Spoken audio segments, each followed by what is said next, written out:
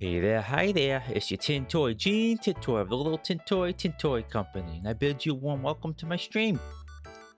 Hope everyone's doing well today. Yesterday was a rough day. You know, it's kind of a shame I was feeling kind of down, crummy, because the weather was really good. Like spring weather type weather. You know, it's spring, but it's still been chilly out, which is whatever. It's end of winter, early spring. It's usually on the colder side. But yeah, yesterday was beautiful out. But I was stuck with a lingering tummy ache, and I was pooped. So I didn't stream yesterday, which was a bummer because I was really looking forward to streaming. But Boof and I did play that game. I was gonna stream yesterday at night. And so we're like, okay, this game's really fun. We played about an hour. We got to the first checkpoint. It's like, all right, let's stop there. And play the rest on stream. And it was partially that, and partially I was really tired, and I wanted to stop for the night. But yeah, great weather. Hope everyone's doing well. Today's a bit cooler out here, but I'm doing great. I'm doing pretty great. Yeah, I don't know what happened yesterday. That tummy ache was awful, but it's in the past. Let's look to the future and the present. So I'm going to yap for a little bit. Boof's MIA right now, and maybe took an afternoon nap or something like that. So I'm probably gonna just chat for a bit. Then if it doesn't show up, I'll jump in the game.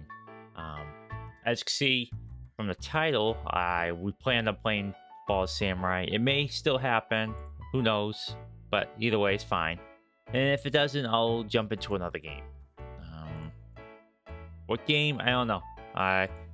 Actually, I know a couple games I can play. So, but yeah. So, yapping. Okay. So my yap today is just I'm gonna stay quiet and let's wait.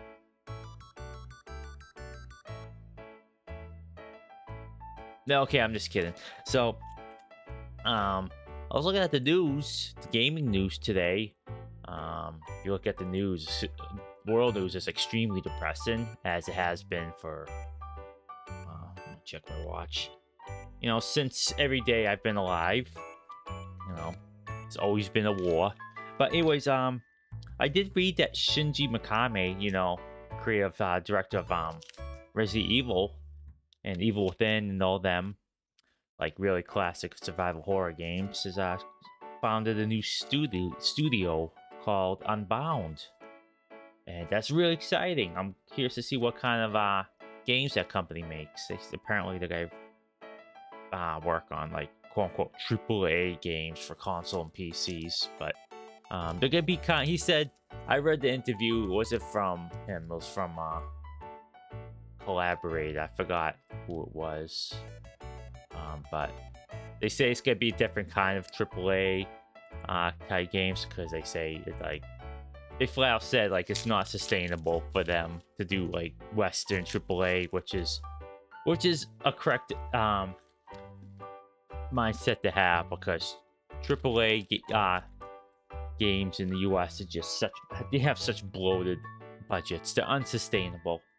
You know, EA just let off a whole bunch of a whole bunch of people, and their games have been really selling extremely well. So, you know, danged if you do, danged if you don't. So catch-22. So it's just not feasible. Not with this socio-economic system we currently have. My heart goes out to all those affected. Never fun when you get laid off, especially in the game industry, where, you know, you grew up with games, like, oh man, I want to get in the industry, create games of my own. Then you create a game, it does super well, then you get crap canned because the beat cards at the top are a bunch of NBA holding failures who are just absolutely worthless, and yeah, they will never create anything like you did in that project you worked on for 2, 3, 4 years. Just take heart that when they move on to different things, they will still be miserable, sad sacks who make terrible decisions. But I hope you find work soon. I really do. But I've said in the past that you either go into the AAA space, work for big publishers, get ground to dust, but you worked on a release project that you really say, hey, I did this, and it sold pretty well, that people would actually play. Or you go into the indie scene, you work a craft job, you do it on your spare time, and you create something that's wholly yours, something you're proud of, that you can say was not compromised by a publisher, but 10 people play it. Because visibility on these storefronts stinks, and it favors bigger budget games. Wish it wasn't the case, but that crap's not going to change either. So what you have Steam, you have GOG, which is a little bit better, and you have Epic. That's about it. I mean, itch.io is there, but they're super duper small, so I don't know. I really don't know what the solution is. I mean, you have like places like Niche Gamer, but they're such a small outlet that they can't keep up. And like I checked their sites, but they usually have the same. They're pretty slow on getting the news out there. So, and yeah, so I go to the preview tab here. I actually have it up. Yeah, it's like some of these ones are like I knew of these. They're known quantities. But at least they cover indie games. So that's something. But yeah, the segue into another topic I wanted to talk about. Hey, a segue, awesome. Is PSN, PlayStation, Sony.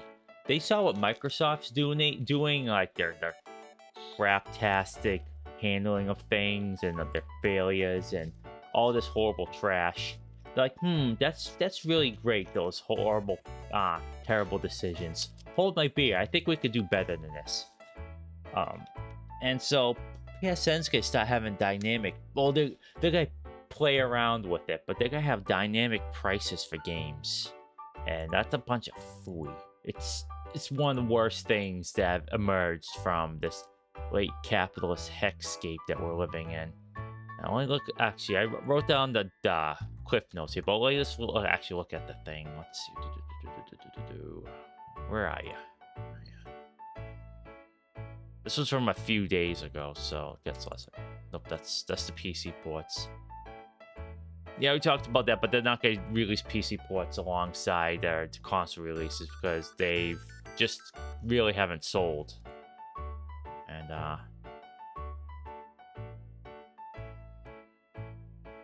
And there was another follow-up story saying it's because there was they had delayed releases, but I don't know. I can see that being a part of the thing, the reason why, but also apparently that is the returns aren't worth the efforts. Actually, let me click this. No. It would have had this. Would have been. Oh, here we go. Testing dynamic prices on the PlayStation Store.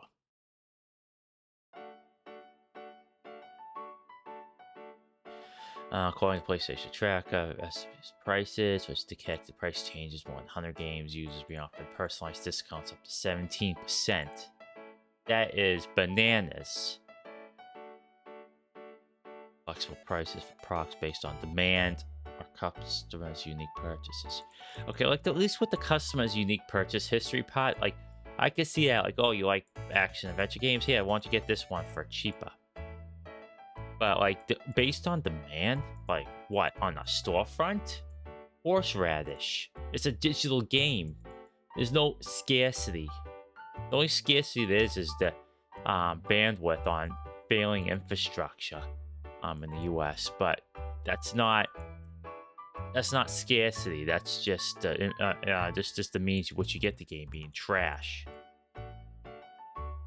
Like in this day and age, Scarcity is an artificial construct. We solved world hunger, but because we're companies aren't in the business of feeding people, it's in the name of profit.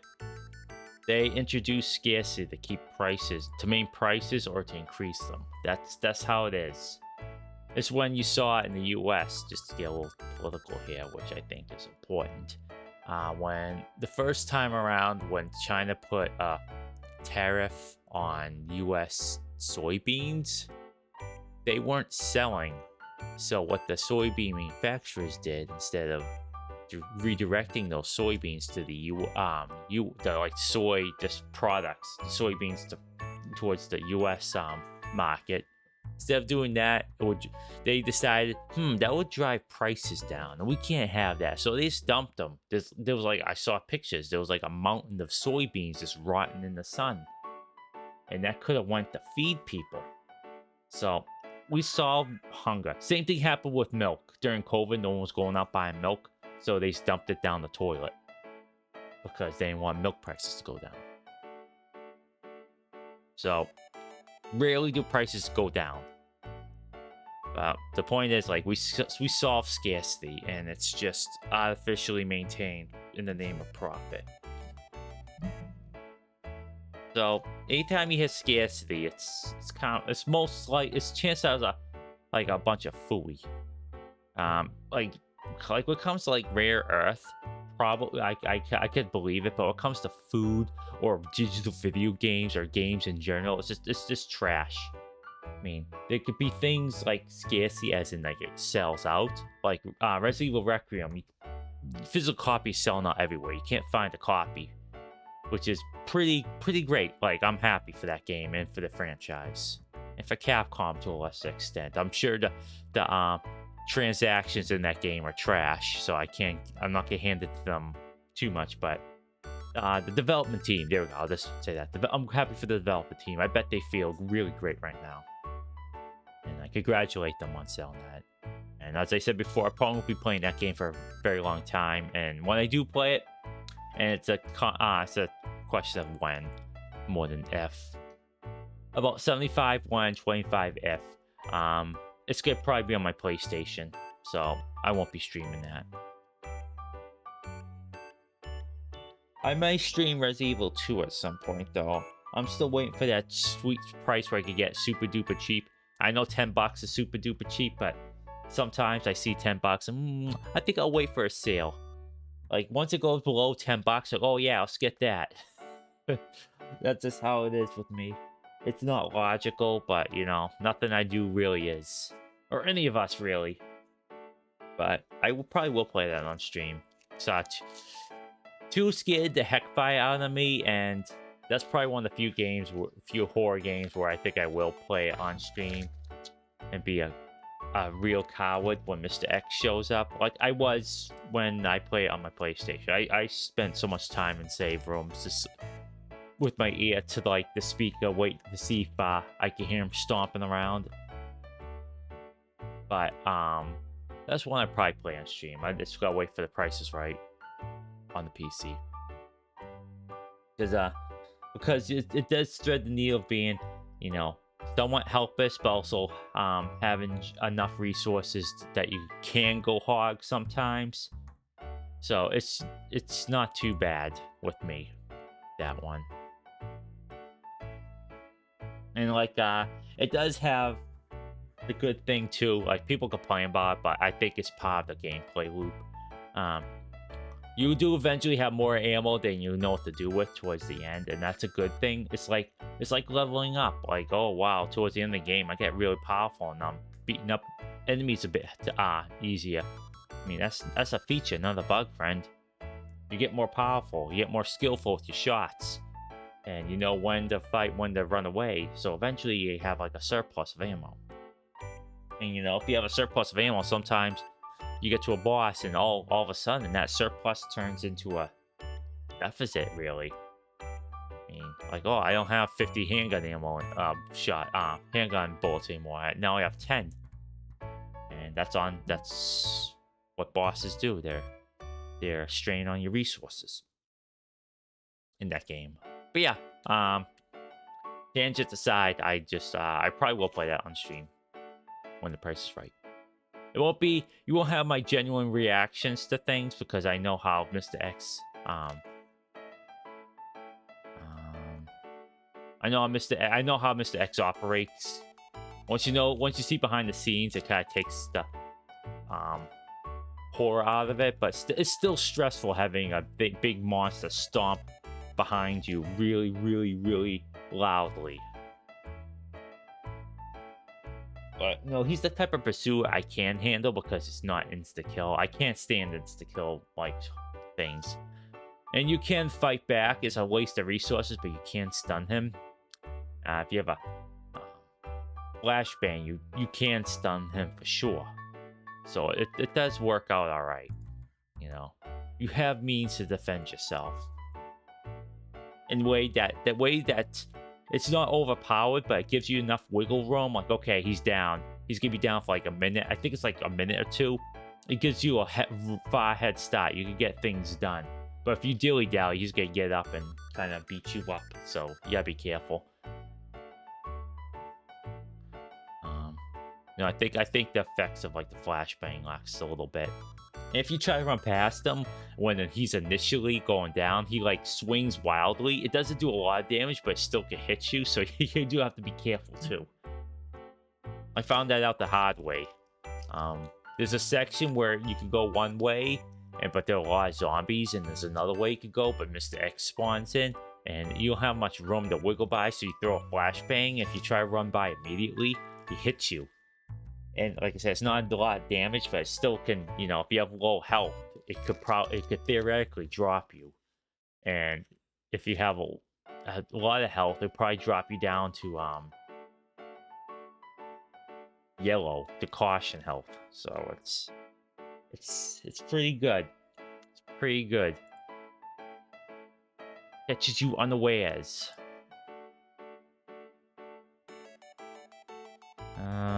What else is there to talk about? Yeah, that's it for like news I found kind of like interesting.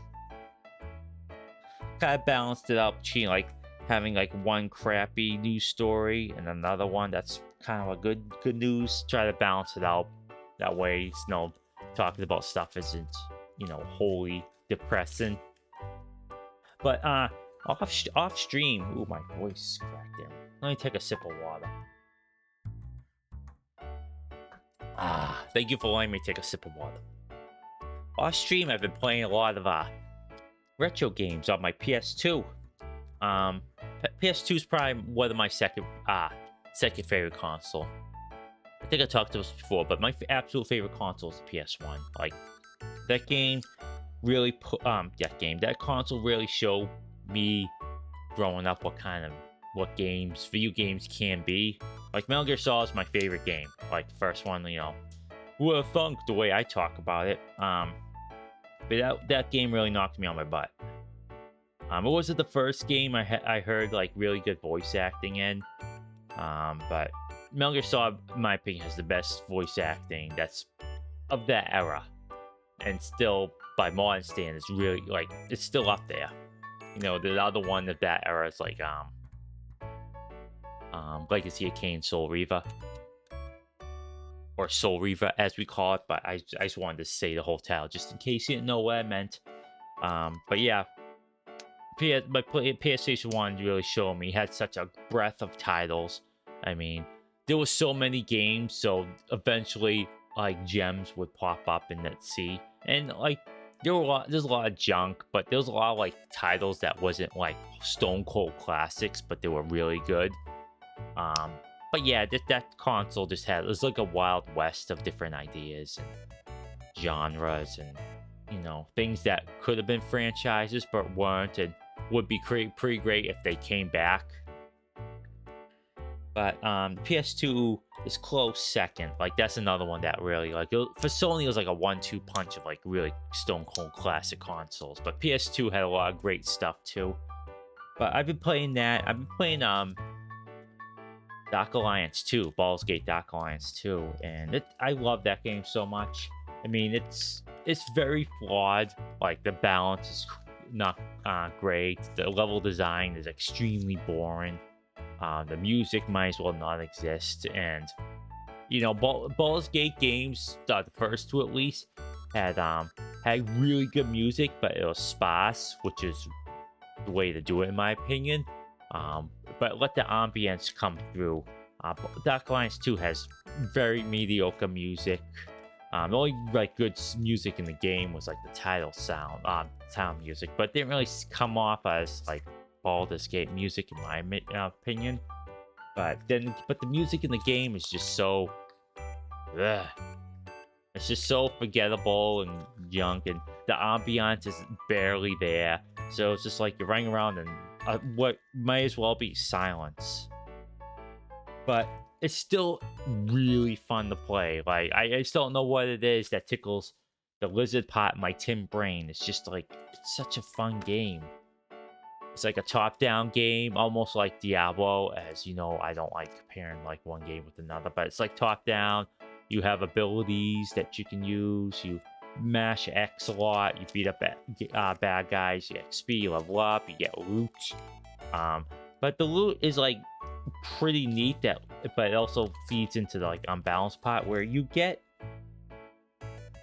like this like several grades of things, like from shoddy to flawless, and you know, as implies, the higher quality is, the more damage it does. But that's it. Like there's a set amount of weapons, and the loot you get are improved or crummier versions of the base weapon. So whenever you get like something that's like superior or remarkable, grand, imperial, or flawless, grand, imperial, flawless being like the best, going from like third to first respectively. So when you get something that's high quality like that, you get like super psyched. Like, oh heck yeah, time to put some gems on this one. And the gem combination is where like the overpowered stuff comes from, because you get to choose what kind of statistics are there on there. So you can put like a ruby in to get fire damage, or amethyst to I really butchered that word, especially with my dyslexia and my accent and my mush mouth. So heck yeah, nailed it. But that increases the strength of your criticals, and so you would just crit for fire damage, like a ton of fire damage, and it's just like so powerful. Then you can put gems that increase your your perks, which is how you get stronger. And you can apply perks that your characters don't even have, like improved criticals, which increases your chance of critical hits on a character that doesn't have that perk, but still applies. And you can apply to a character that does have that perk, and so you have 10 like blips instead of the usual 5 of how many you can put into that perk, and you're just critting all the time for so much damage. The only thing that ties into the imbalance thing is that AC doesn't really account for much. You could go the entire game with like padded armor, and as long as you have fine or above, which is the next, like the first step above the base item, as long as you have fine armor, you can put gems in it, and after that, it's like it doesn't really matter. If you get hit, you just power through it with health pots. Especially as you get higher in difficulty.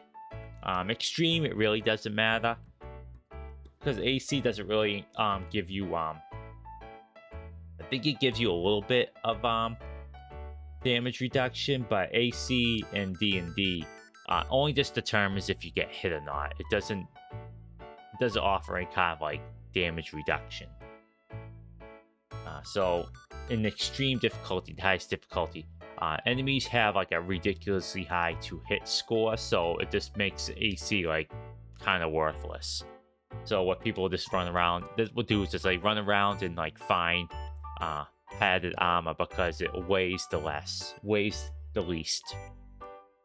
Having metal armor, it's basically like fashion souls. Like you just go with what you think looks best. But there's also monsters called rust monsters, and if you're wearing metal armor or wielding metal weapons, they rush after you, and if you get hit, they basically destroy that that piece of metal armor. So you could lose lots of progress if they get you. So what you do is you basically just strip down and you beat them up using like bows or like staffs, like wooden weapons. But it doesn't and with them it doesn't really matter, because even if you're beating them up, they don't attack you. They only attack you if you have metal stuff on. And there's only 2 places where they spawn. One of them's telegraphed, and another one is if you play it, so it's in the plane of Earth. You go through different planes in that game. So if you play it, those are the 2 spots. One's telegraphed, and the other one's in the plane of Earth. You can find that out by going to Game FAQs and looking up a guide. So I've been doing that, and I have a whole collection. Like, I turn my head to my left, and there's a whole wall full of games, like retro games, because I don't throw things away, because and I'm not a hoarder, to speak. Like, I throw things away or sell them, but when it comes to games, like, not so much. Like, I would really have to not care for a game to sell it. But even at this point, if it's like a retro game, well, retro's the PS3 at this point. So these ancient, like, what's the kid say? Games. At this point, I wouldn't even sell them. Like, I still have my console. Like, I just have fond memories of them, and I'm not a collector. I don't buy games and put them on the shelf and just stare at them. That kind of stuff annoys me to no end. But I do play them. It's not the same as an emulator. I really don't think it is. I don't know what those things are called, where the aftermarket game systems where they play every console game. I don't have one of those, but I'm sure they're okay. I've heard mixed things about them, but that was a long time ago. I haven't really looked into it, because what's the point? I have the consoles. But excuse me, but yeah, I play all these games. Some more so than others. I mostly play the PS1, PS2, but I recently played some a couple months ago. When I first started out streaming, I was playing my Dreamcast, playing some Blue Stinger. Now, that's a game that I like playing, but I wouldn't call it exactly well designed. I mean, when it comes to art with me, I don't think there's an objective quality to things. Like, there's no separating it. Like, when you consume art, see, I hate seeing consume art. When you are a connoisseur of art, when you experience art, that's the word I'm looking for. That experience is how you perceive that art. It's not like, it's not good, but I enjoyed it. Well, what does that even mean? I hate that. Like, I really do. And that's a strong word to use, but I hate that. It's like, if you enjoyed it, then it was good. It's not like, I enjoyed it, but it was bad. Like, that's like those things that like you could put an objective, like, I don't know, qualifier on it. It's just like the craft itself. Like, the cinematography was weird. Like, you saw, like, the dolly train on it, like the tracks for the dolly. Or, like the room, like that. It's just like the shots are very flat, and it was like a sitcom almost, and you can argue that's what it was going for. And even then, like, okay, that's just your opinion. It's not like an objective thing. I mean, like, I could say, like, the music is really bad. Like, it's just like say you watch a movie and the soundtrack is just like someone playing the same, like, 3 notes on a synthesizer. Okay, that's objectively bad. I mean,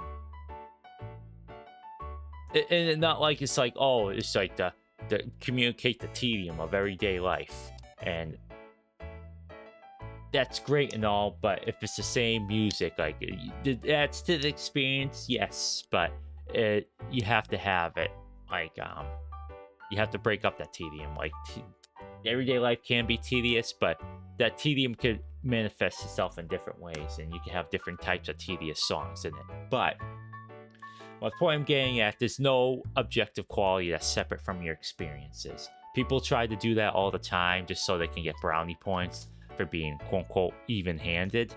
Like, oh, I like this game, but the movie's trash. And well, why do you say that? Because I think the filmmaker's trash. Like, okay, so you're just commenting on your personal feelings on the filmmaker, not on the film itself.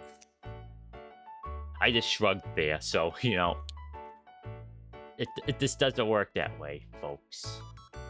It just doesn't work that way. If you enjoyed the film, it was a good film. Just say it. You know, you don't need to say I enjoyed it, but it was bad. You don't do that. It doesn't make sense. And trying to separate that's just an awful way of experiencing art, in my opinion. Interacting with that, like, not enjoying it because it's the absence of something is not a good way of doing it. Like, oh, I didn't like this film because the two main characters weren't gay. You know, like they were like two women or two men. You know, they were just good friends. Like that. I know I've seen some people say like that's a really kind of just awful way of experiencing it. Or it wasn't a comedy action film like all the other ones. It was just it was a very somber action film. It was bad because of that. It's like, well, you know, where's the Bible that says these films have to be a certain way? Or they did the characters dirty. Not like dirty, but they were. It wasn't like the other media that used that character. It's like, well, where's the Bible saying the character has to be this certain way? Oh, they added depth to the character instead of being a mascot for the certain idea that you think it's the character is. Okay, I got it. It's not that the character's bad. It's just your idea of them is bad, or one note.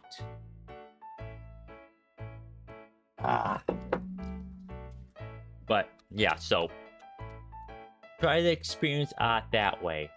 That your experience with that art is the defining quality of that piece.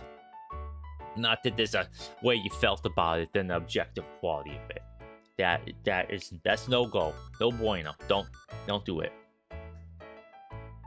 With games, I think there's other thing though, because you can. There are like objective things, like something could be like I just said, like poorly balanced, because sometimes, you know, the difficulty spike between one like from moment to moment, like, oh man, this was easy, then all of a sudden you get to a boss and it's like super duper overtuned. Like, that's a criticism you can have of something, in my opinion. No, I don't want to be like the opposite. It's like, well, you can't do this, can't do that. Like, you know, ultimately you can do what you want, but in my view, it's just like, I think it's genuinely wrong. You know, like I said, just have I think there's an objective quality separate from your experience with that art. But with games though, I think there can be objective like signifiers, like, you know, balance or controls, like camera. Especially like in my favorite era, PS1, PS2, they were still trying to figure out camera for third-person games, and they could be really rough, especially if it was a platformer. And no, Crash Bandicoot running towards the camera is not a flaw, it's a feature. They were real pioneers in that, with that mechanic.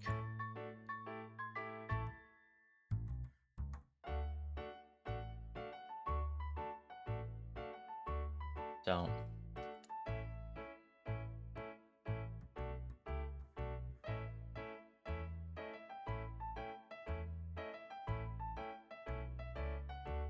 oh, let's see here. I've got a message from Boof. Might have to play alone. We have...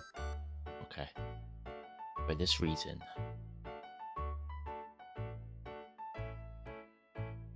Only 2:30 here. Okay, yeah. That's right. I gotta adjust for... Is it only 2:30? What time is it in Pacific time? Let's see here. No, it's okay. It's still okay. Yeah, it's California. It is 1:30. 7. Yep. Okay, 3 hours. One is 2:30. All right, gotta remember that.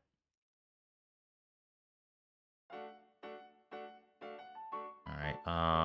Let's see here. Mm,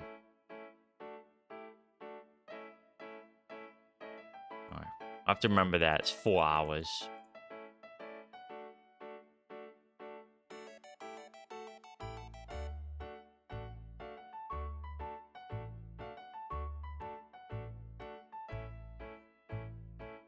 All right. I gotta remember that. I gotta adjust.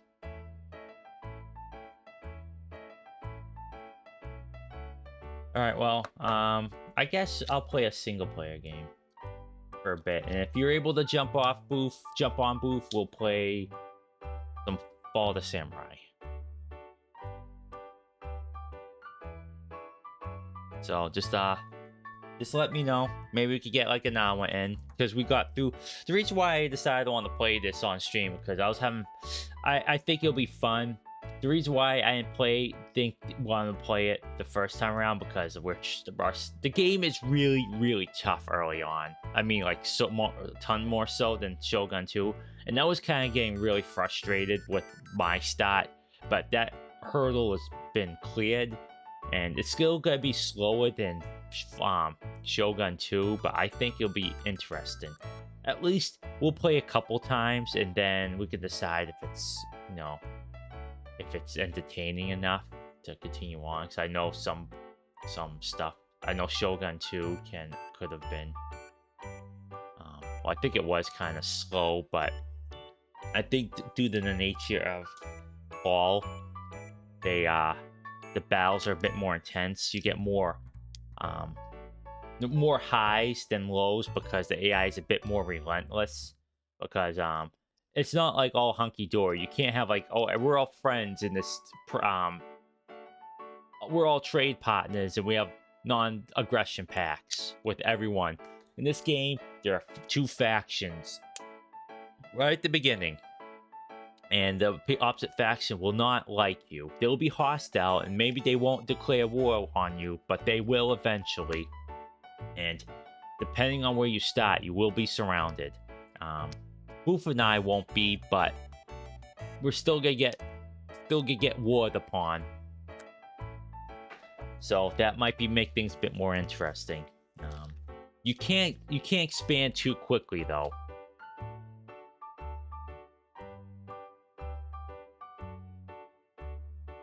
No computer internet. All right. Work is still here, so I have no computer internet. All right. Well, that's all right.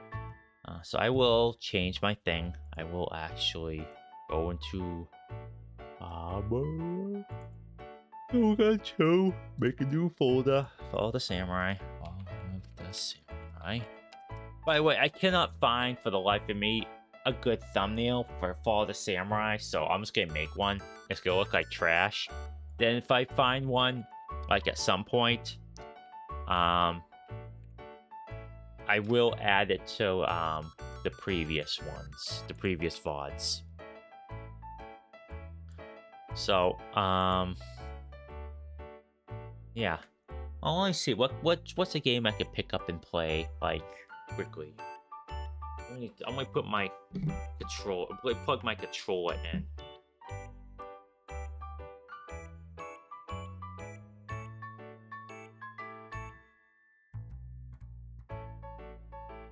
Who knows? Maybe tonight I'll do a surprise stream. I don't know. Sometimes having a spontaneous stream might be pretty cool, but we'll see. We'll see how I feel. See how Boo feels. All right, what can I play? What have I played before that?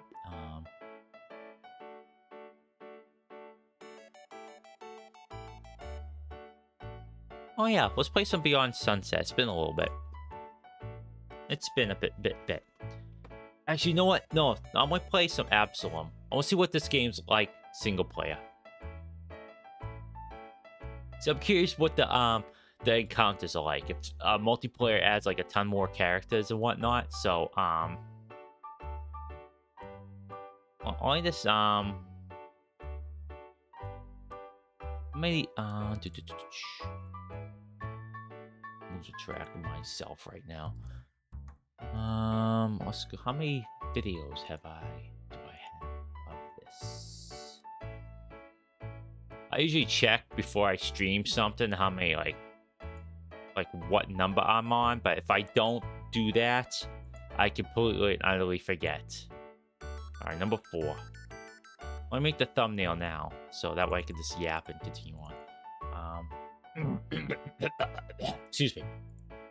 That was for comedic effect, by the way. Wait a minute. Why do I have 4 here? Did I muck up? Did we skip it? Videos live. Absolum.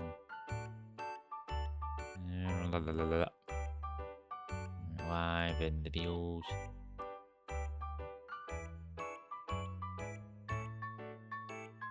Well, I guess I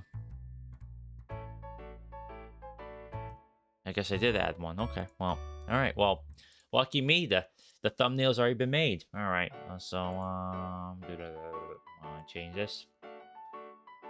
Absolum.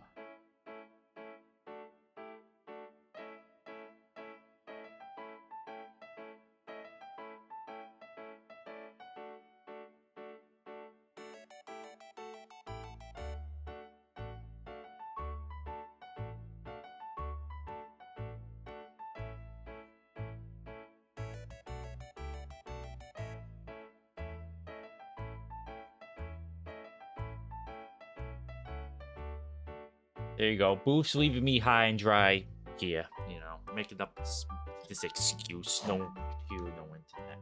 Yeah, I'm sure. Yeah. Yeah. A likely story. Alright, well, now you get to see me, your tin toy, get frustrated at this game. All by my lonesome. See what I'm like when I get frustrated. Actually, for all I know, this game's gonna be tinkle easy without a second person here. Who knows? I doubt it, but hey, you know. Game capture. Heck is all those? What are those? Xbox what? Xbox game bar widget. What is this crap?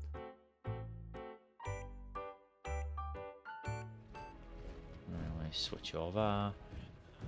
Reverse studio mode. Start replay buffer. Alright, skip the intro there. Let me see here. Yep, there we go.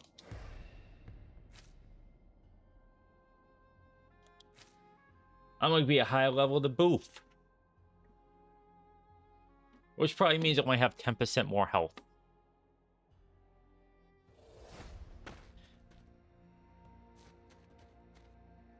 The bearded pervert told me you once charmed Yeldrim's visitors as a hostess. He's drinking too much. Bearded pervert. True, in a way. Before being chosen to become a knight, I was indeed a maiden. I served the pilgrims on their last journey, helping them to create the most potent and beautiful memories. Becoming a killer came naturally to me, but I've never felt as complete since then. Alright, let's try to remember the controls here.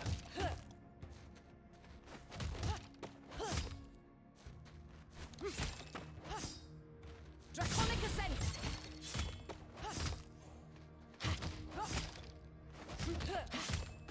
Alright, remember that. What's this do? Nothing. What's this do? Oh yeah, there was something I looked up. There's a lot of secrets that, you know, ultimately, we're probably gonna have to look up because I'm terrible at finding secrets, as you all well know. Because the Beyond Sunset, I realized was kind of boring early on. That's why I'm never doing that again. I mean, not play the game. Draconic ascent. Necrotic wave. I'll try this out.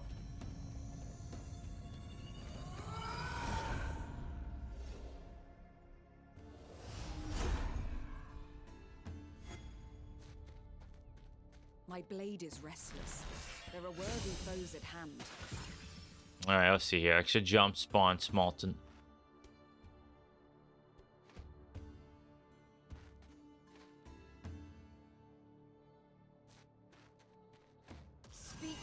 long-lost memories.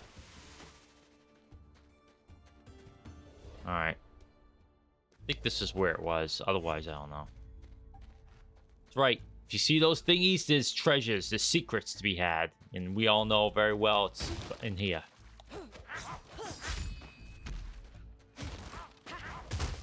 Stop this crap.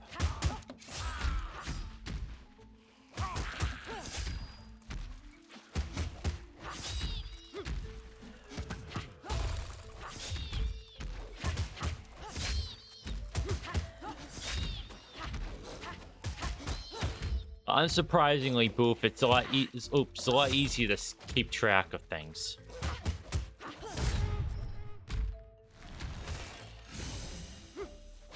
That will do. No secret escapes a maiden of the Silver Queen. Spark of powder.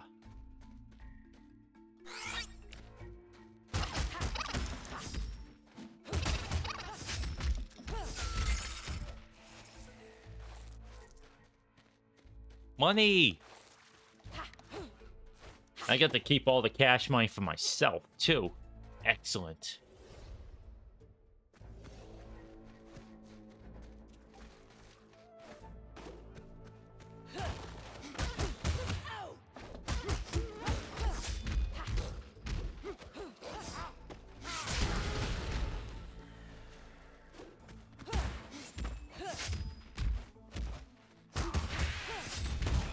Keeping my combos going, though, is a bit tougher. With the two of us, we can really keep those air juggles going.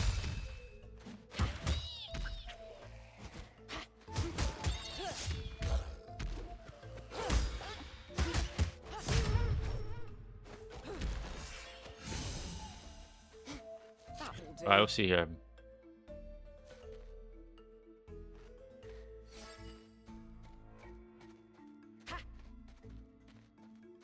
Oh, a weapon. Ooh, a shuriken. I mean, it's called something else, but I don't care. It's a shuriken to me.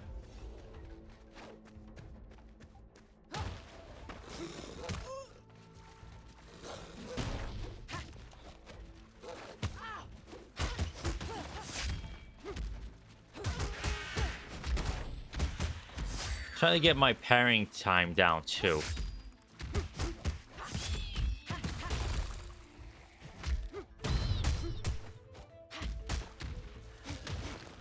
Break some rocks.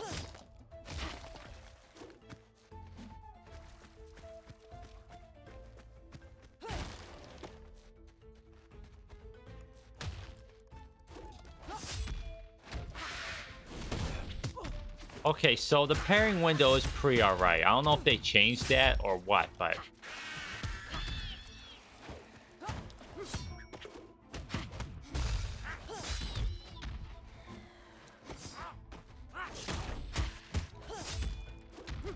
Okay, that did stun them a little bit.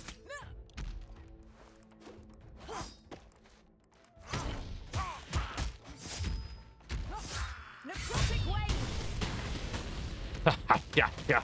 You hit multiple times. Get wrecked, as they say in the business.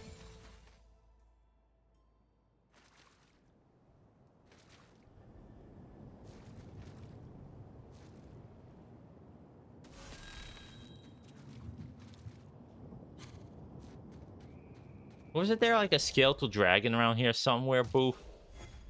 Was that like a special like encounter or something? I'm just gonna go along the coast. I think that's where it was.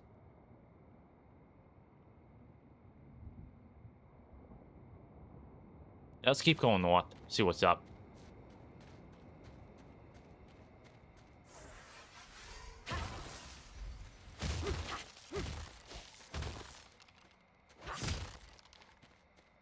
That will do. Yummy.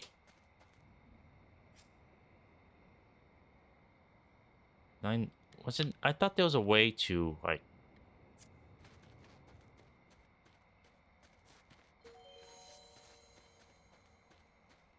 oh, look at this.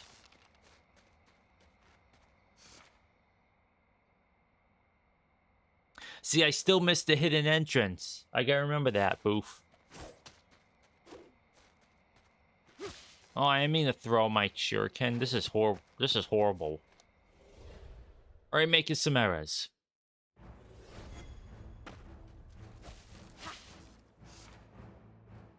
Yeah, I think I missed it. I can't see it on the map either. Oh, that's alright. Oh.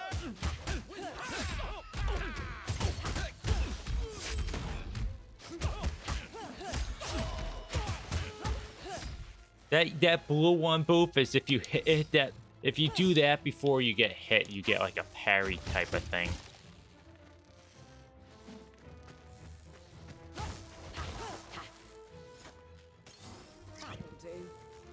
Oh, I probably should have kept that.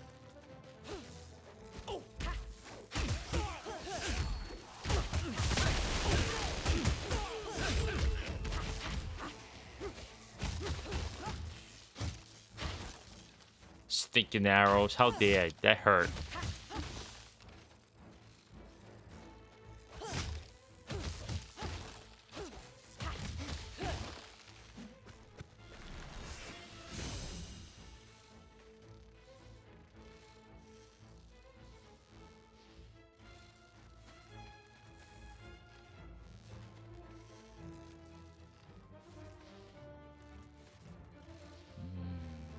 Even the smallest thing can help.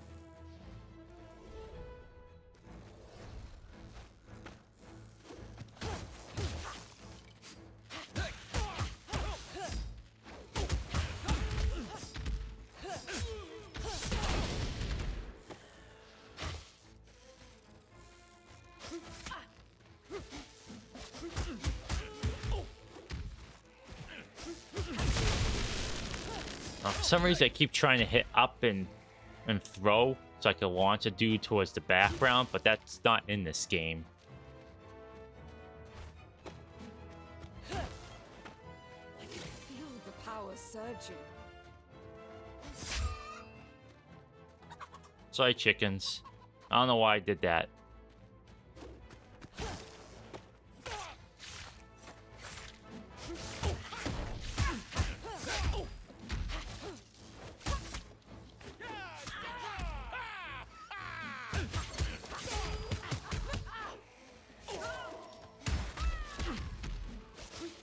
Oh yeah, I'd take out those stinking crossbow ladies.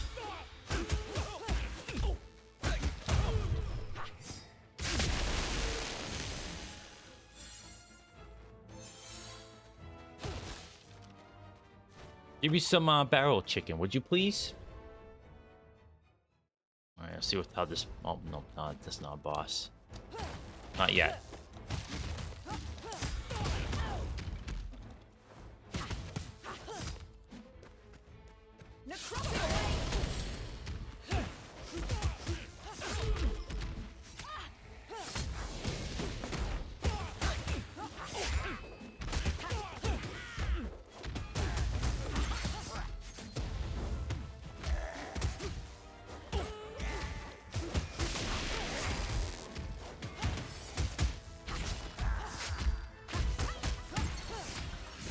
Super.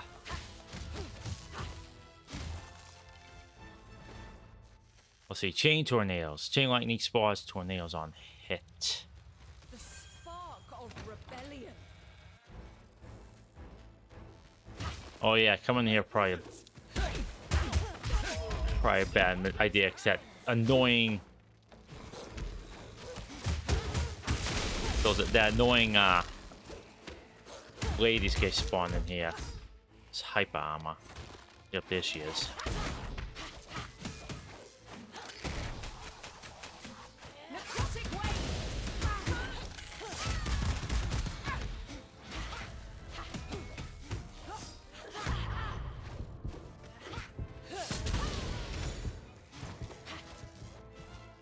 It blocked my attacks, huh?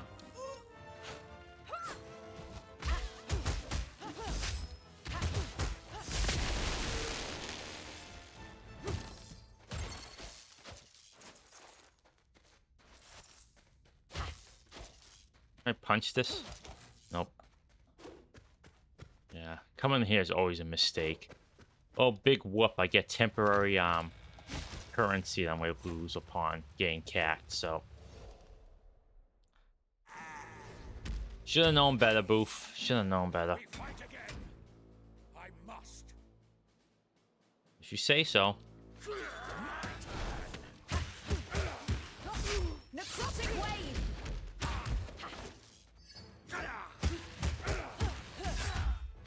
For the ancestors.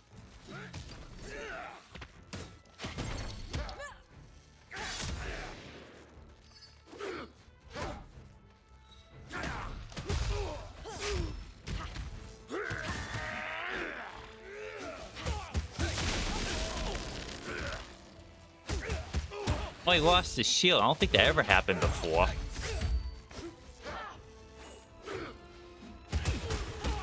Necrotic wave!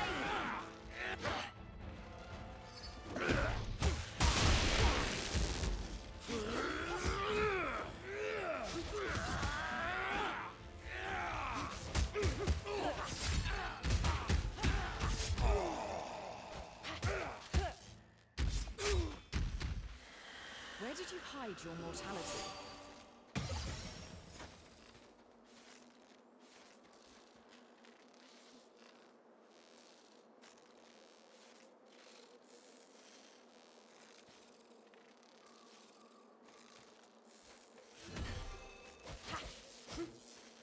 I'll take a multi-hit.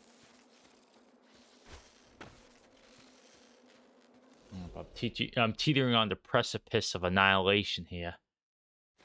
Where the action is. Welcome. Please enjoy our booyah base. Base. Oh, oh, what's this? Someone without mercy would steal from this drunk. Looking for a mercenary? War is the only thing we can sell nowadays. I'm not gonna steal from someone down on their luck. Contract seems to be in order. Lead the way. Let's rock and roll. My walking turret. It's always a pleasure to see your listening toys. That could prove useful.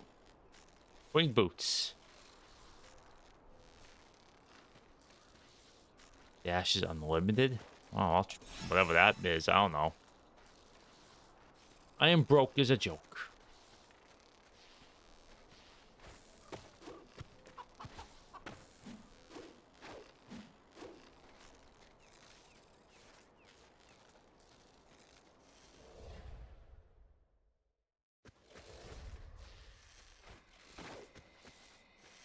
Hi. At last, somebody with a freeze. No, I'm going to attempt to do this properly. Sent me to save our people from the sea tribe's butchers.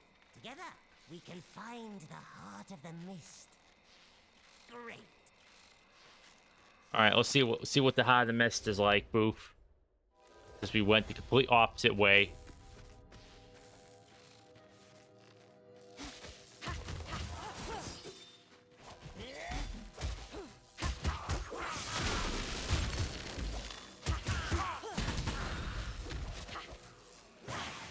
Oh my gosh, tried to dodge into that, but it didn't quite work out. What's this?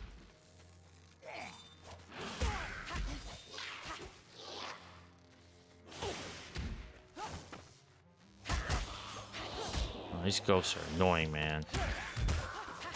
That hasn't changed in single player either. It's just now I can see where they're shooting.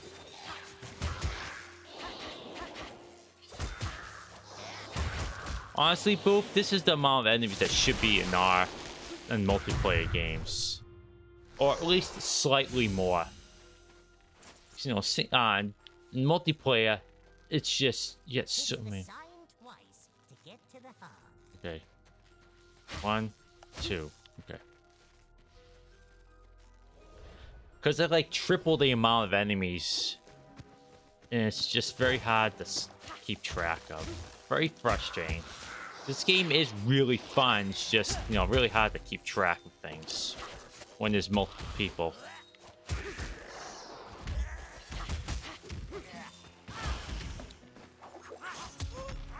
Oh,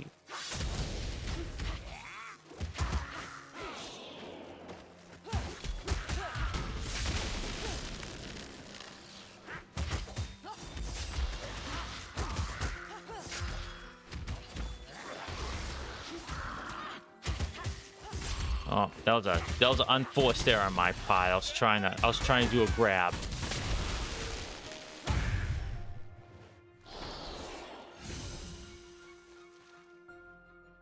That could prove useful. Alright, let's see what the Heart of the Mist looks like. Maybe this guy won't get mad at me. Oh, there you are. So I'm wondering. Uh-oh.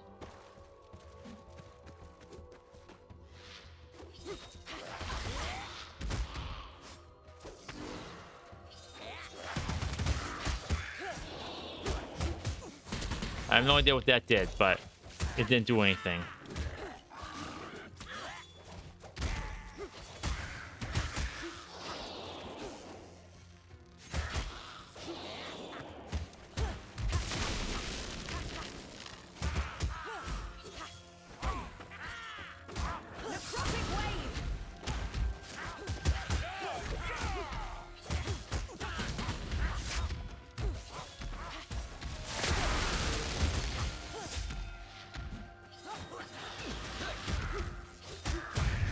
Yeah, boy.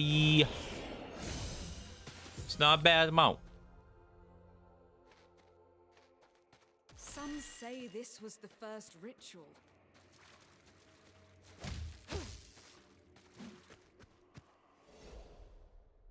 Guess we just gotta follow the sign. Ooh, Hot in the Mist. Nice. I'm getting all the achievements without you, Boof. Tasted light and dark. Oh, he's gonna attack me, isn't he? Now I'll live forever. Witness me. Alright, go for it, pal. Humans will learn a harsh lesson. There's a powerful life force in this source. I attempted to use it myself once, but it shared only nightmares with me. What on earth is going on there? Oh, hey. Oh, we have traded before, fair maiden. In better times, you were kindly. Really? How was your passing? As sweet as a dream, thank you very much. Sadly, I had unfinished business. Oh, you can buy But upgrades for you your know thingies. all too well the price to pay to become attuned to magic. To reach through the veil. For old time's sake, I'll allow you access to my precious collection. You're dead. What do you have need for points? Unfortunately, I can't afford any of this. Thanks for the offer, though, fat friend. I'm sorry to ruin your fun play there. Feel kind of bad. I feel bad until they hit me. Then it's like, okay, whatever. All right, I'll see how bad Undead King is when it's by myself. I really need some food, though.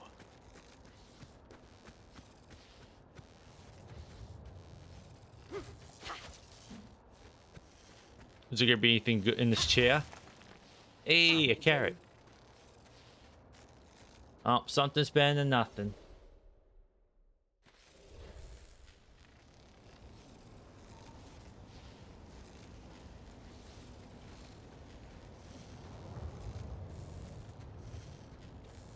Oh, give me that rock. This rock is gonna win me the day. You wait and see. Got what this guy said, so I'll watch it. You will find nothing but another death, murderer. Oh yeah, that's right. We failed this time against It this isn't guy. over for me, Your Majesty. I will live forever.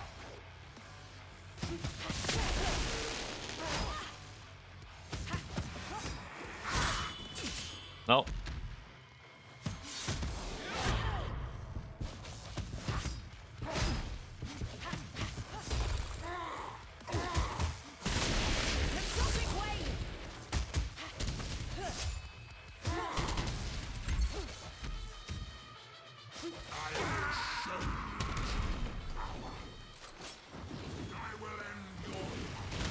Hide behind something, you fool.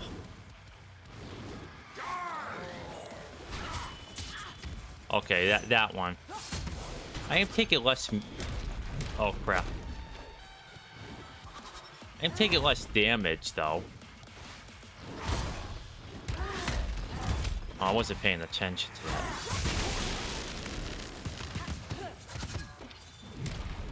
I can't futz around with I'm paying attention to the. Oh jeez, stupid old guy.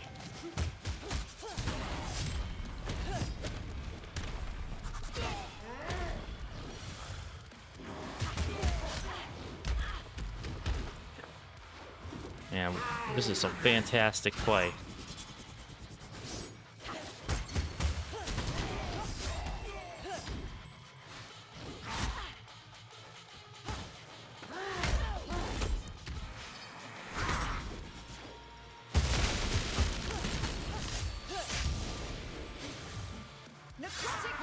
Oh, wasted that one.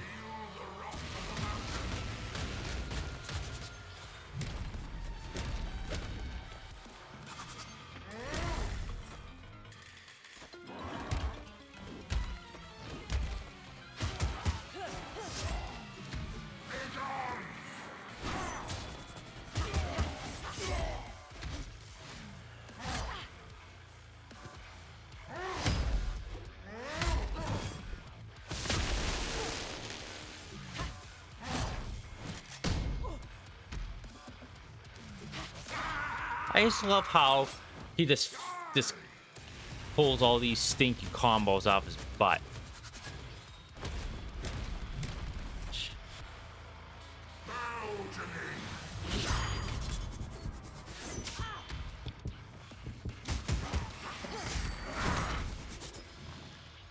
I'm surprised me dodging that didn't cause him to shoot like a nuclear bomb out of his butt.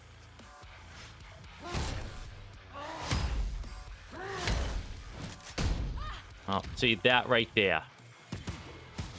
Oh, it's not worth it to do that, honestly. It's just not worth it. Oh, that's the end of me. Okay, that's the end of this game. I'll be honest with you, Boof. I don't think I'm ever gonna play this game on stream. It is fun, but I just get too frustrated at this crap, so... I think when it gets cheaper, we'll pick up Streets of Rage and play that. Same developer, same look, but... Hate your failures. Love your well, what lessons are there that enemies have bullcrap attack patterns? Do not let peace weaken your resolve. Let's have a look on your thread. Well, I got something out of it, but... Alright. Craft trinkets instead of healing. That's pretty good.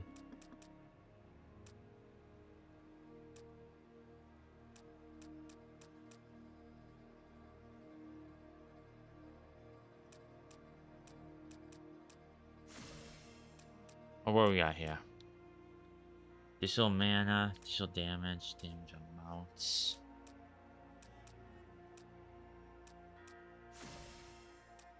Okay, alright. Save and quit, yep. Yeah, sorry folks. Like, I don't know, I still have a lot to learn, but I still get really just... I'm not... I wish I was funny, frustrated, but that's just not the case with me. I really do wish I was funny, frustrated. You get, like, you know, funny when I'm frustrated on what basically I'm trying to say. But, yeah, I wish I liked this game more, but I just find it too frustrating. I thought the, just like the run-based nature of this game would be really fun, but I think it's just kind of crap. It does make for more interesting. Like, there's a lot of fun secrets, but I think this game would be 100 million times better. And maybe they'll add it. They're still working on it. They're still anxious. I think it'll be better if it was checkpoint based, like straight up checkpoint based. Yeah, I just don't. It's like Dark Souls. It's like, say, imagine Dark Souls, where you, every time you died, you had to start everything over again as Firelink Shrine. It's just, but yeah, you learn all the patterns, but then you die, you have to start all the way at the beginning.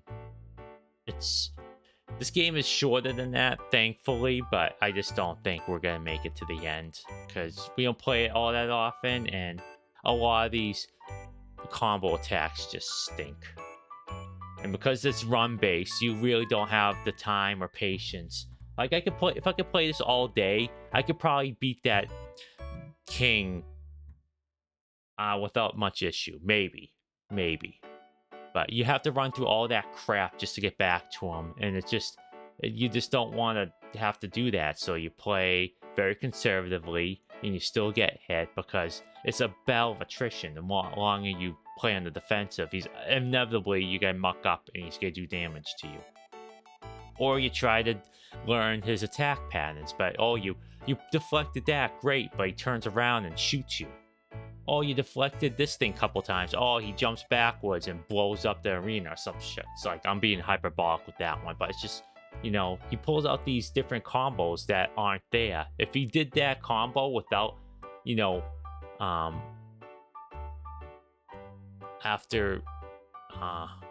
if he just did that combo normally, it wasn't like a combo he only does when you do this thing. It's like, can I parry that bomb thing? I don't know. I can't get the timing down, and, you know, now I can't keep testing it because, you know, I have to start all over again. So, yeah, I don't know. The more I play this game, kind of like the less I like it, and I hate to say that because a lot of craft, and there's a lot to like about it, but yeah, I hate to say it, Boof, I don't think we're going to play this on stream again.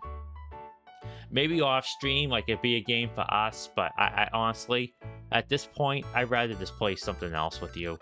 Something we can have fun with without the frustration. I mean, Total War is different because the frustration's fleeting. It'd be like, oh, I lost the battle. I mean, we could just reload. Or, you know, I just lost territory. It's like, oh, you lost territory, game's over. Your clan was destroyed, start over again. You know, it's just, there's ways of mitigating the frustration that isn't in this game. And I can't use accessibility options in multiplayer. So if there was accessibility options for checkpoint-based gameplay, I'd totally put it in, and we'd just have a blast with this game, because, like I said, there's a lot to like, but this run-based crap brings it down so much. So yeah, Streets of Rage. I think if it's half as fun as this game, I think we'd be in for a treat. Actually, let me check if it's on sale, because that'd be fun to play. Speak of the devil, it's actually on sale. Boof. You don't have internet right now. How long is this? This game lasts 26 hours. You think you can have your internet and computer back in 26 hours? Maybe we'll just play that one on stream instead of, you know, Absolum. Yeah. After I'm done streaming, I'm gonna go online and complain about the game again. Because I already did so before, but, you know, I want to kind of ward people off. Like, if they're expecting one thing, like, you know, I expected this game to be like it's run-based, but I expected it to be, like, hard, like, super hard. And super chaotic. In ways that, it shouldn't be, in my opinion. But it's all deliberate design choices that, you know, someone will really love. Me, I don't care for it. Like, I like the run-based stuff of just, know, oh, you get different abilities. And that changes how you play. But I think some of them should be just, like, complete unlocks. Like, as you would remember, Boof unlocked for that sword character lady. Upgrades that allowed her to use the triangle, heavy attack, sword attack multiple times as a combo. And that's something you unlock in your meta progression, but isn't permanent. Like, why? It's not like it's gonna make the game tinkle easy. It just means you have like a little extra something. It feels like you're actually progressing. It's like, oh, it unlocks an ability you could get randomly. Oh, wow. Wow. That felt like a really good investment. Whoopty crap. And replace crap with the swear version of that, you know. You'll find me only rarely swearing. And I think I have like a handful of swears on this channel. And unfortunately, they were set in frustration. And then most of them are in a video that doesn't exist on my channel anymore. So, you know, I have a pretty decent track record. Yeah, you know, I guess that's the end of my rant, you know. Be wary of Absolum. It's not the game you think it is. But if you're really into that game, I highly recommend it. But I just don't think... I don't think it's worth it if you, like, want, like, something more casual. It has a lot of mechanical depth, but it doesn't... I don't know. It just doesn't... It doesn't get there. Maybe if there's a sequel, maybe they'll get there. Maybe they'll say, oh, okay, people really had struggled with this and we'll add some like difficulty options that work in multiplayer. Or maybe they'll just add it. Like I said, they're actively developing the game, and I really like it when developers get that. Like, it's a complete package, but we'll keep adding to it. Makes them all right in my book. Oh. Yeah, Boof's not on anymore, so I will send her a message and maybe we'll pick it up. But tomorrow, hopefully, we're gonna play a game together. I'm not gonna say what it is because maybe things will change tonight. But we did agree to something last night, and we'll probably play Fall on what's today? Friday. Then probably play some on Saturday or Sunday too. So it'd be kind of like playing Shogun 2 again. But this way you can see what this series is like with like semi-modern settings, because this is the Fall of the Shogun takes place the Boshin War, which is 1868 to 1869. And the only reason I know that off the top of my head because I looked it up when I first started playing. So it uses the cap. I gotta look this up. What is it? Cap and powder. I have to know.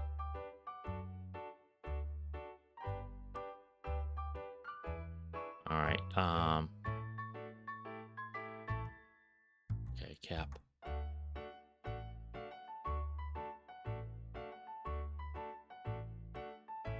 Okay.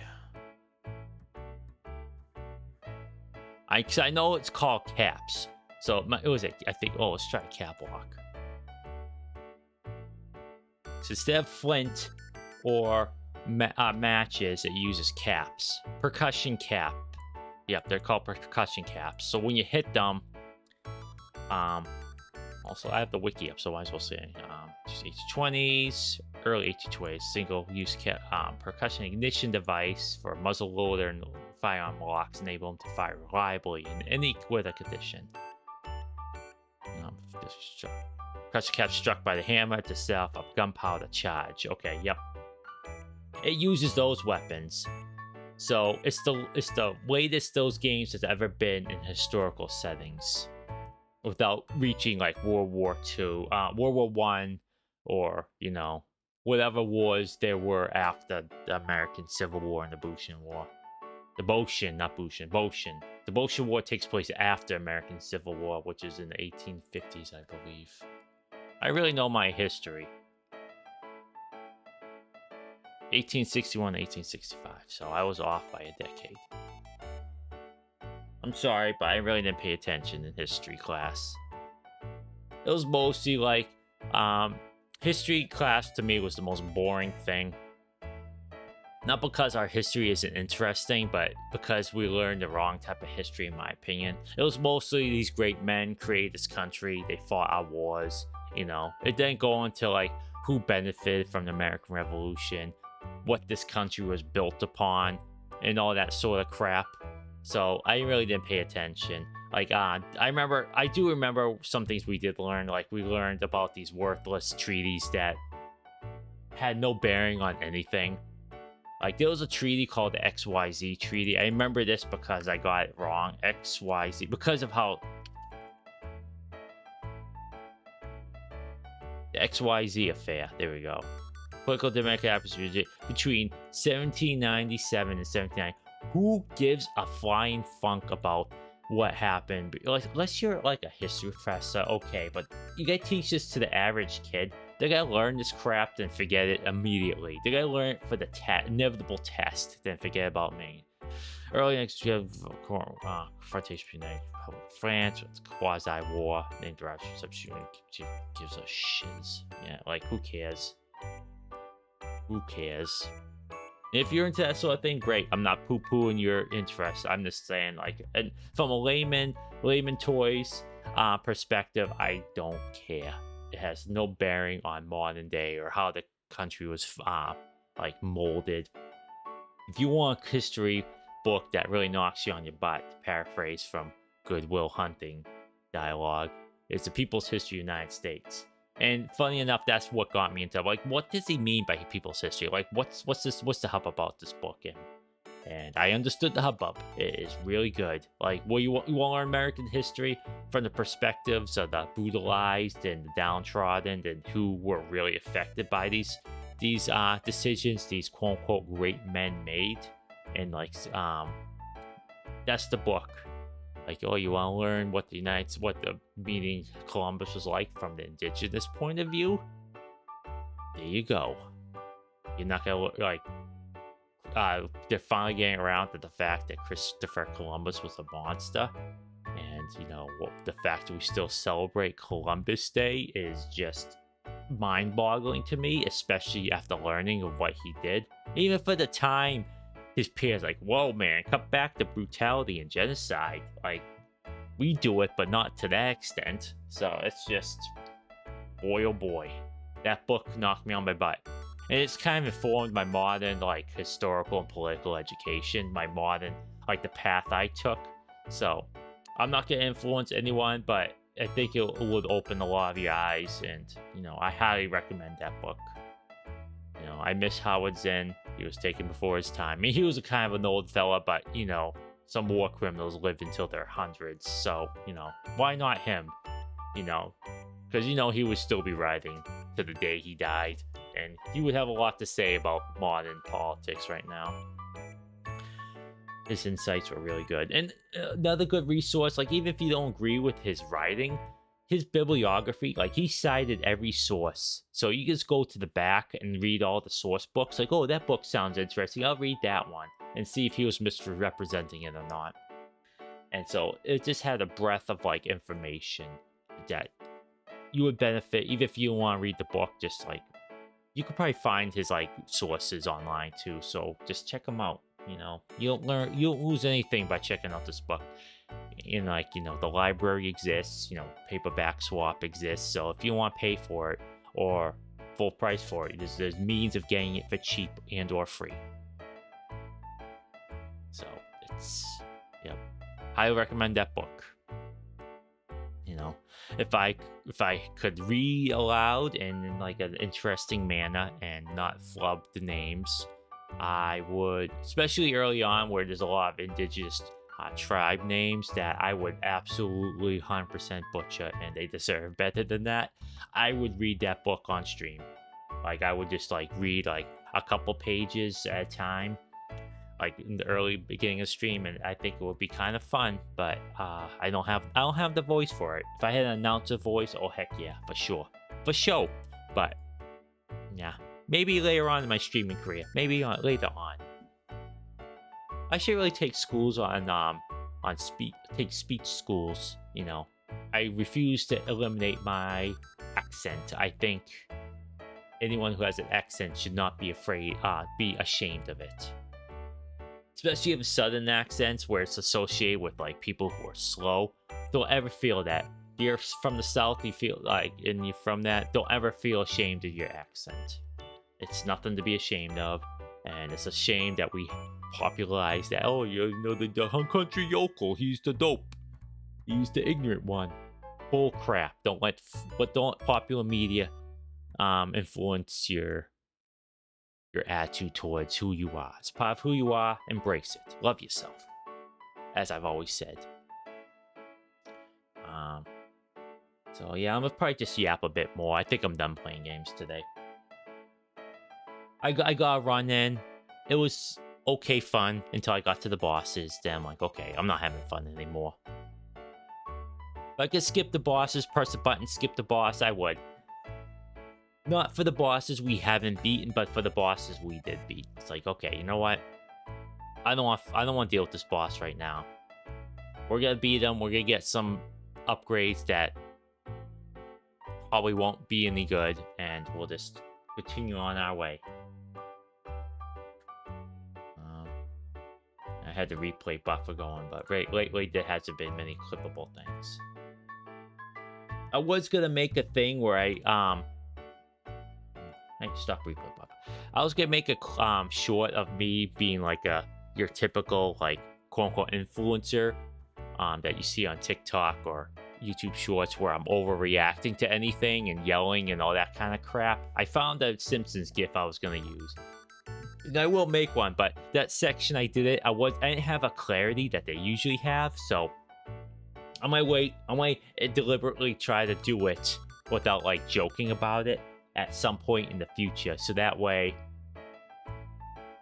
I could see how the algorithm faces. I kind of wish there was an easy way to do subtitles. I know there are a few, and I know like there's some quote like machine learning tools that do it, but they always come out crappy. Like I might as well, the level of crappiness that it does, I just might as well just do it. The amount of corrections I would have to do it's just more work than actually putting them in myself. But I'm probably using the wrong tools, and a lot of the tools are for like, oh, you use it on your phone. Like, I'm not doing this crap on my phone. How about like something I could use on my desktop? That's the trouble, you know. So a lot of influencers do this crap on their phones, so it's just whatever. And I use influencers loosely.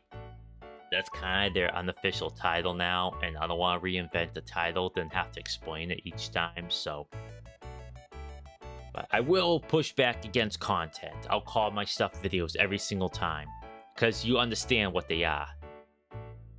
Like I see this video, oh, it's a video he made or streamed. It's not content. It's not disposal. It's not disposal to me, damn it. It's not disposal to me. Might be to you, but not to me. I'm gonna go to the content there, watch some content, and consume some content. You say it that way when it deals with movie theaters and movies. It sounds awful. I go to the museum of content and consume some content.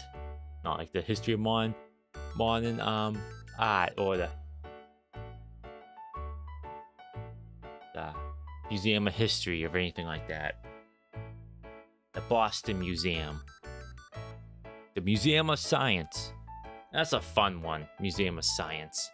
I remember we went there. No, I was thinking of something else. We went to the Boston Museum. Was it the Museum of Science? It's been so long. No, it was the Museum of Science. We went to the Museum of Science and they had an awesome Jurassic Park exhibit. It was so cool.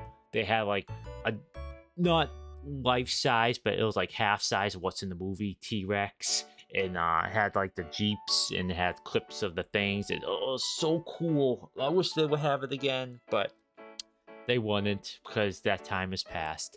I can't remember if it was this place or no, it was too, yeah.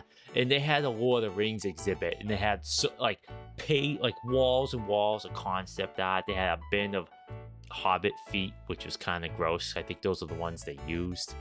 Ugh. But it was sealed tight, so there wasn't any funk coming from it, which I imagine there was a lot of. It had some of the costumes. It had Boromir, Sean Bean's life-size, lifelike and appropriate size like doll that they used in the scene where he goes off the edge. It was so cool. They had one of the miniatures. I forget which was. I think it might have been Minas Morgoth. you know, the place the ring wraiths come out of.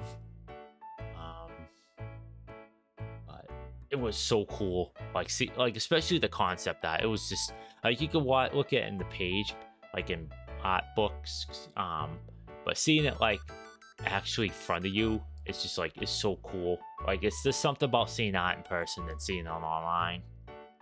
Like I like Japanese woodblock paintings, and I have a book of them, and they look awesome. But seeing the actual like pages they're printed on, it's so cool. There's nothing like it. I got a text. Give me 1 second, Reen, please. Don't text me while I'm streaming.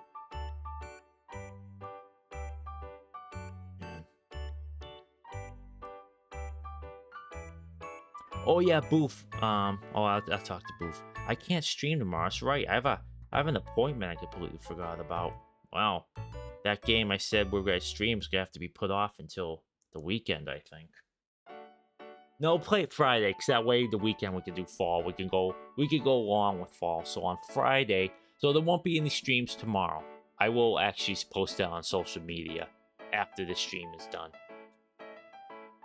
Then on Friday, we'll play that streaming game we talked about. We did play for about an hour, and we got to a checkpoint. Spoilers, this game has checkpoints. So we're going to start from there. And just play as is. Because there is fail states, and we will fail. So, when we inevitably fail,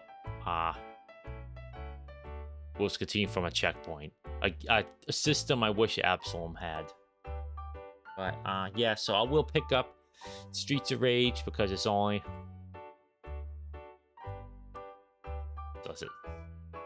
It's only it's like $6.24. Absolutely cheap. So, get that. I'll let Boof know. Maybe she'll pick it up, or maybe I'll buy it for her. Doesn't matter. I got the big bucks.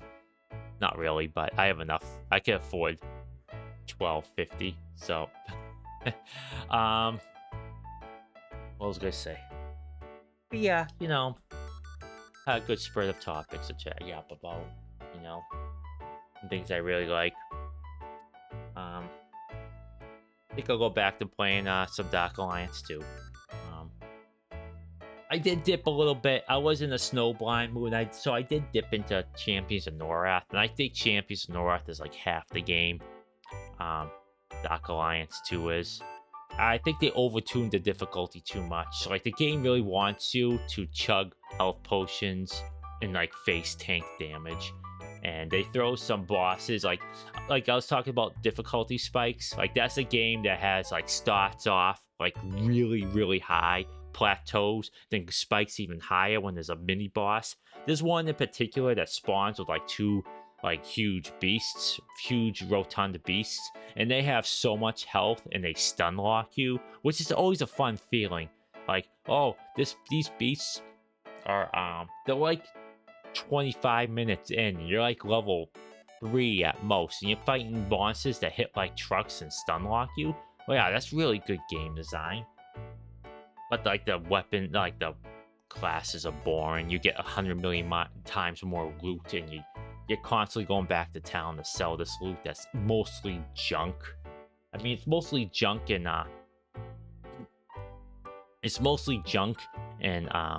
Baldur's Gate Dark Alliance 2 as well, but there's not as much in it. Like it's not rare, but it's not exactly common. And you just get so much like crap. It's just, yeah. Oh, thankfully, health potions don't cost a lot, nor do gate scrolls, which is what you use to warp back to town. But yeah, I don't know. It's still pretty fun, but it's still half the game. Like the skills are boring too. They're a bit more balanced, I think, but it's just they're still pretty boring. And some classes are not created equal. The mage class in Champions is decently alright at leveling, but when it comes to bosses, they're junk, and they have like a half-life. They have an expiration date because intelligence only gives them more mana. They don't get stronger spells from it. which was the case in Dark Alliance 2, but there were perks that made those spells pretty powerful. Not such case in Champions. So melee characters reign supreme. Yeah, I mean, they were kind of viable, like the first 2 difficulties, but like at the end, if you wanted to play it like at the end game, not so much. I mean, I think it's balanced around co-op, which is a mistake, because you could do co-op in Dark Alliance 2, and it made things a bit too easy, but still, you had high level difficulties for that, and you can start level 1 at those.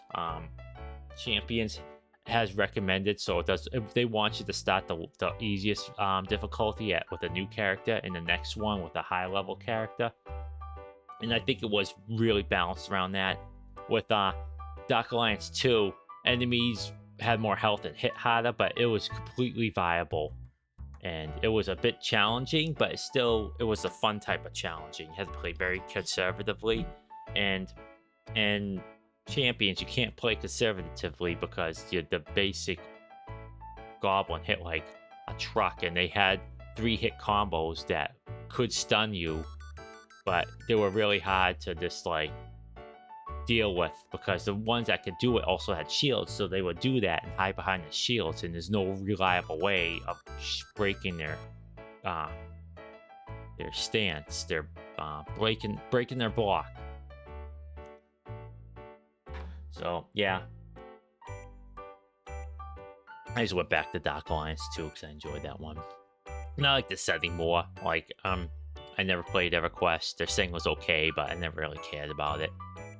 Not in the way I care about like Forgotten Realms. I know people think Forgotten Realms is boring, but I like it. There's something just about it. Like maybe because I play Baldur's Gate, I don't know, but it's just something. Like it had high adventure. Then if you looked into it, it's like, oh, okay. If I go to Thay before they turned it into like an undead land, you go there and it's like court intrigue, because all the red wizards there from Thay, they all hate each other. They're all self-serving schmoes who do power grabs. So if you want to play like a self-serving schmo, want to do political intrigue in the courts and be wizards on top of it, you have a setting there. Then you have like the not Japan, not China, if you like that set, like you want to do that stuff, go to Waterdeep for some like classic dungeon crawling. It's like each region had its own like role-playing potential, so that's what made it neat to me, like after the fact. But yeah, Dark Alliance 2, really fun. If you're able to get it or play it, I highly recommend you do so. It's really fun. Oh, wow, that sounded really enthusiastic. It was really fun. Yeah, it was really fun. Yeah, it was really fun. It's really fun. That's the energy you need when you talk about something you like. But yeah, I'm just on like a nice retro game kick. After I think I'm done with Dark Alliance 2. Maybe play another retro game. One I haven't played in a while, and one I'm in the mood for. I don't know. I'm also playing some Assassin's Creed still, going through that pretty slowly. I get distracted in those type of games. I have to develop a discipline. Like at some point, like, okay, I'm done doing this crap. I need not with the game, but just doing like side crap. It's like, okay, I'm gonna do some story missions, and they're not that long. I mean, I don't want to say mercifully, but Ubisoft has a lot of bloat. The moment they switched to like having these big open world areas, I think was a mistake. And Assassin's Creed 2, they had big areas, but I don't think, like, maybe that's one I should play again. They were connected by like pathways, so there wasn't like this one big open world. But I think what Ubisoft really got away from is that cities are not the draw anymore. It's like the world, and don't get me wrong, Shadows is a beautifully crafted world. Like, it is a gorgeous looking game, but I think what they should do, and I think they should stick with Japan, because there's multiple settings multiple eras they could set it in. But if they do Japan, again, they should set in the Edo period, which is after the after Tokugawa shogunate was a thing. Like Zatoichi is set in this era, so it was I believe Lady Snowblood too. But have it like Lady Snowblood, set in like Edo, have a big sprawling city, bring back social stealth and like rooftop running, because in my opinion, in those first 2 Assassin's Creed games, if you were running on the ground, you were playing the game wrong. Like with Assassin's Creed 2, less so because you could do social stealth. You know, hire some working ladies that you could hide behind them, or like hide in monk groups. But in my opinion, if you were running on the ground, you were playing the game wrong, because you ran faster, you moved around faster, parkouring on rooftops. So just running around on the ground constantly in these Assassin's Creed games, like other than like in castles, but even then, you know, you're still on the ground. It just feels wrong to me. But, you know, because I started out with those first two games, it's kind of like hard-coded in me, but I don't know. I think they should go back to their roots. Their roots. I mean, I like the fact that you have different loot and stuff, but they could just replace that with having different outfits. Because I do like it customizing my characters, just having like a nice look to them. Which is why I missed having like a boot slot, pants slot, a top slot. But that's extra work for the modelers, because they gotta make sure like everything doesn't clip, at least in noticeable ways. But, you know, maybe just having like a top slot and a boot slot, and like the helmet and gloves. But yeah, just, I don't know. I know they had that side game with Basim, but, you know, it didn't really interest me.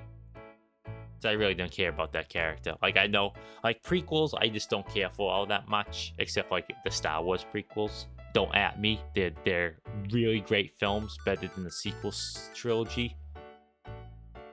But sometimes with prequels, like, I really don't care. Like, I know how this character's life ends.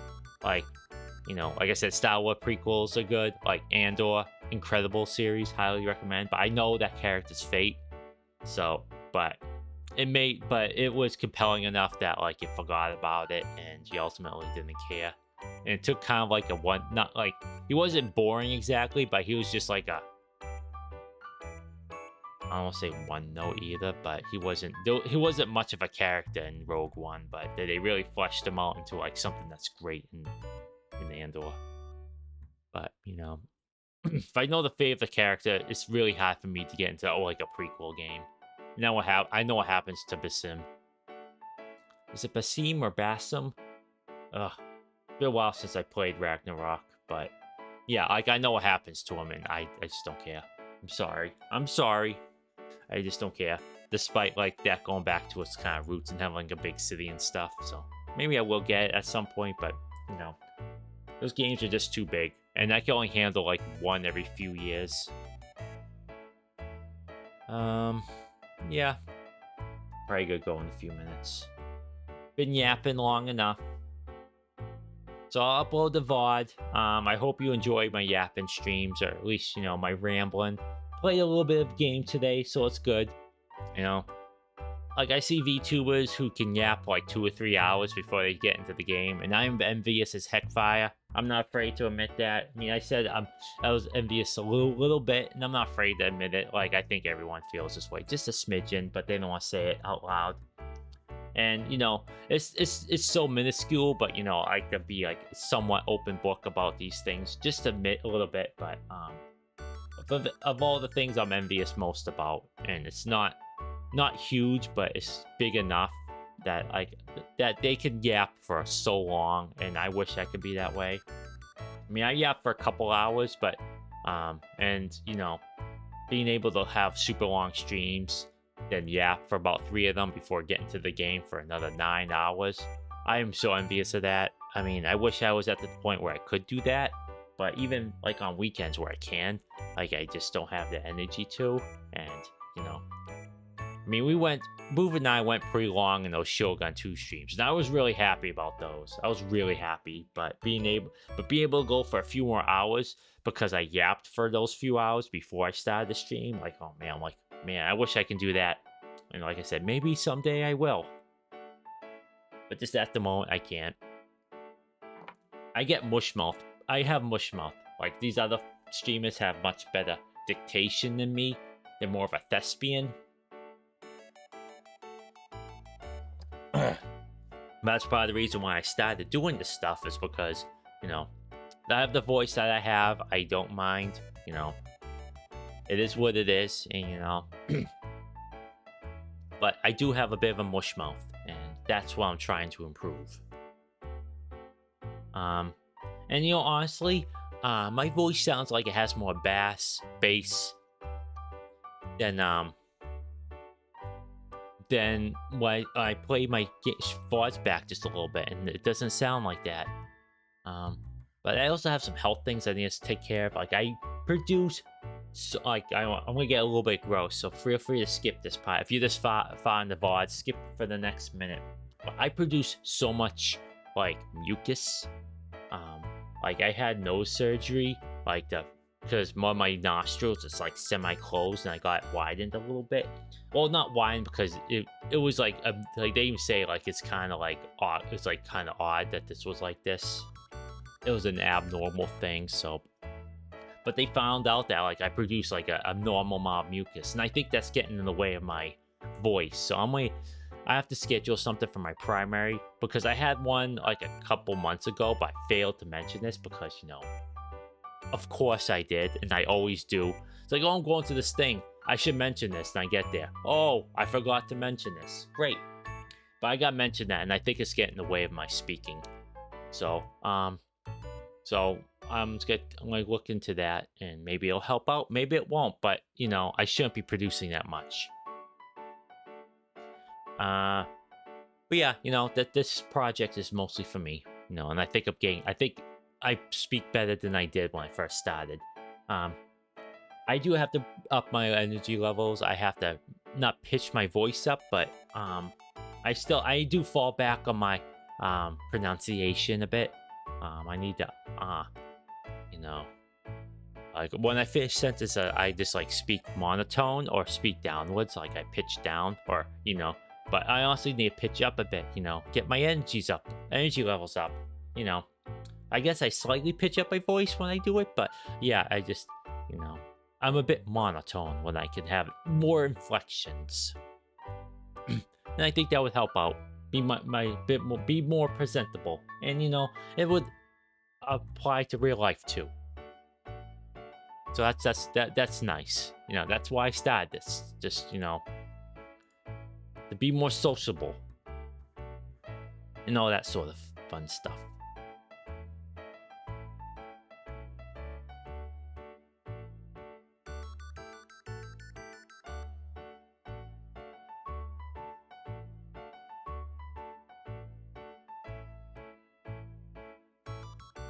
Alright, well, I could talk about these other things, and I will save them. You know, sometimes I have to store up these speaking topics, otherwise I'd run out of things to say. But, you know, honestly, I found out that I really don't talk about things I like all that much. And I do like a lot of things. So, like, today, I got yapped about, you know, consoles for a while, and I need to start doing that. I still think about these things. Like, I like what I like, but I just don't talk about them all that much. I'm not used to it, so I really need to start doing that. You know, I have a platform to do this now. Like, you know, why not? It's always fun to talk about the things you like. You know, there's a lot going on in the world. Like I said, none of it's good, and it's been that way for a long time. You know, people waking up to go, oh, I wish we could go back to the way things were. It's like, even then, it was still bad. But, you know, it's really easy to not talk about the things you like. Especially, like, with, not political discourse, but, like, movie discourse. I mean, there's a movie series I really like, a trilogy I really like. I'm not going to mention what it is. I did in the past, but I'm not going to mention what it is because I don't want to get into it right now. But this is like, they talked, like, for, it came out 13 years ago, and people are still complaining about it. And the director is like, gosh, move on with your life. Like, there's a new version of that character out, and you saw it, you loved it, apparently, and you don't talk about it. You just went back to complaining about the previous iteration. Like, dog, what is wrong with you? Like, it's really easy and somewhat cathartic to, like, complain about something. You know, I did it freaking for this game I just played. But, you know, I'm just, you know, it's an ongoing project, you know. It's like, oh, I kind of wish it was like that. And ultimately, that's not what it is. And it would be nice if they can add these things that I wish there were in it. But ultimately, I'm not the judge of that. And there's no Bible telling you, like, a developer can watch, like, oh, this is how we're going to make this type of game. Time to go on the online the design Bible and just read up on how to make it. It's like, no, that's not how it works. It doesn't work that way with art either. And with these fictional characters, and even then, these people would, like, poop their pants with fury if they found out what this character was like when they first came out. And this character is over 100 years old, almost 100 years old. And I'm giving you enough hints where you could probably infer what it is, but I'm not going to say anything. And, you know, there's a comic series with this character, with these characters, that is just like, it's the best they've ever been, and they're mega popular, and they're nothing like what they're quote-unquote traditionally seen as. And they're only seen as this certain way because a certain movie came out in the 70s that depicted this character a certain way, and this was the very first interaction they have with the character, so this is what they're supposed to be like. So it makes it talking about these characters infuriating. And I'm not the only one, and not with just like this particular iteration of this character in these movies, like with it in general. You get these purists that don't know anything about this character. It's like, oh, it should have these attributes. It's like, oh, that's in the movie. They just have to have flaws as well. They're not mascots for this certain type of feeling. They're not two-dimensional. So it's infuriating that, you know, no one talks about the things they like with these, you know, with media. Instead, they just complain about things they don't like. Says the person who's complaining about the way the discourse is going. I know. But at least I talk about things I like. And, you know, on my other social media accounts, spoilers, I have other social media accounts I keep separate from these ones because I talk about different things. And spoilers, all your favorite VTubers do as well. But, you know, I see the discourse around these characters that I engage with rarely. I really don't post online that much. As you can tell with my regular account here. Boy, am I really interactive, but, you know, if I don't have anything to say, I really don't say it. Sometimes I can be goofy, but, yeah, I really don't post on it. I usually just post my stuff, then go about my day. I'll change that a little bit, but, you know, cutting back on social media really did wonders for my mental health. I really recommend it.